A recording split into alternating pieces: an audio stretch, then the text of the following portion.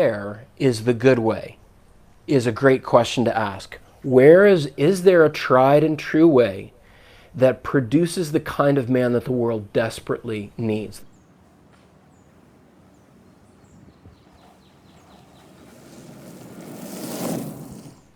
Hey sons, this is Jay coming to you from my garage in San Antonio, Texas on a rainy day. I wanted to keep exploring this idea of signposts because God says in his scripture that he puts up signposts, which is a very kind thing for him to do because otherwise we would get lost.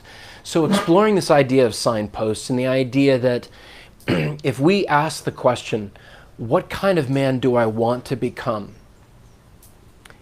It's helpful for us to come to these moments in our story where we have a signpost in front of us and says, if you want this, go in that direction. If you want that, go in that direction.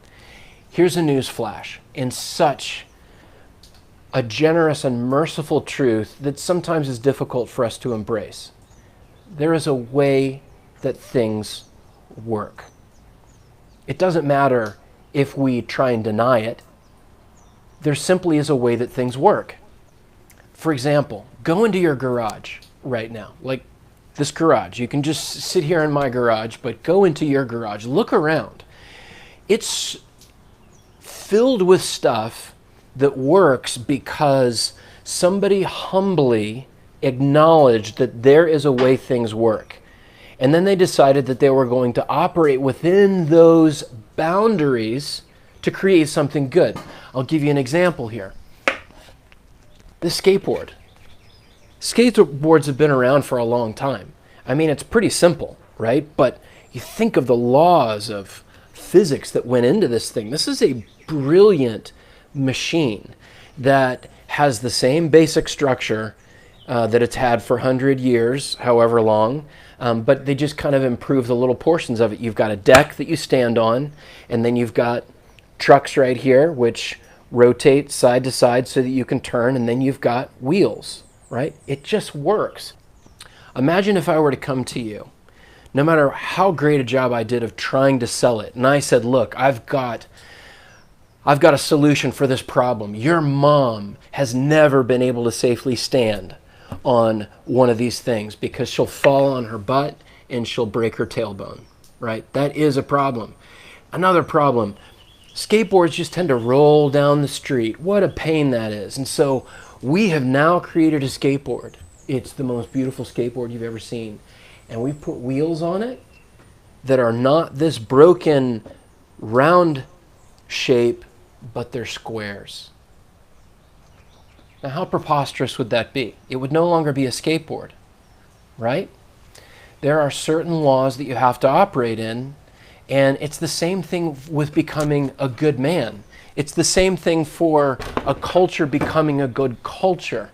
There are certain rules that must be obeyed, and though there may be people who are trying to sell you on a different idea of what it looks like to be a good man or to be a successful man, it just doesn't work.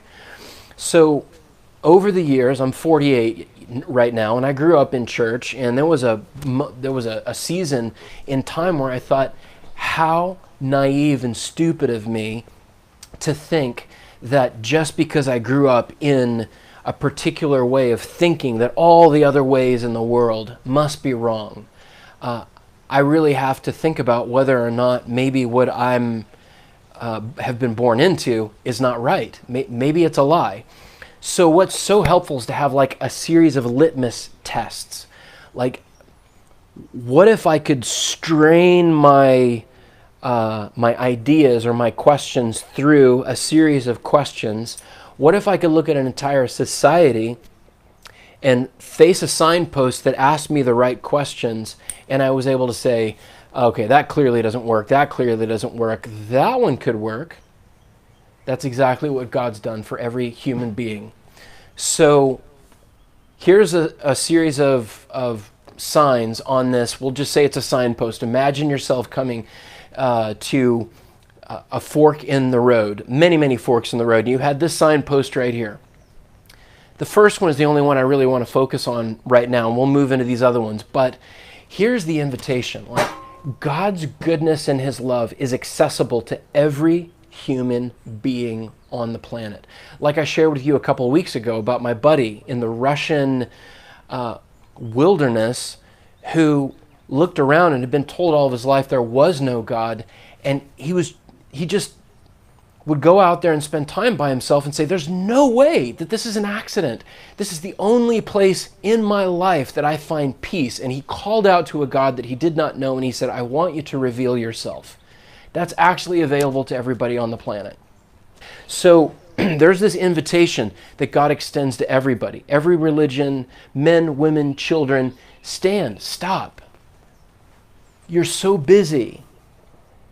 You're so preoccupied by asking small questions. Step back and in humility, stop.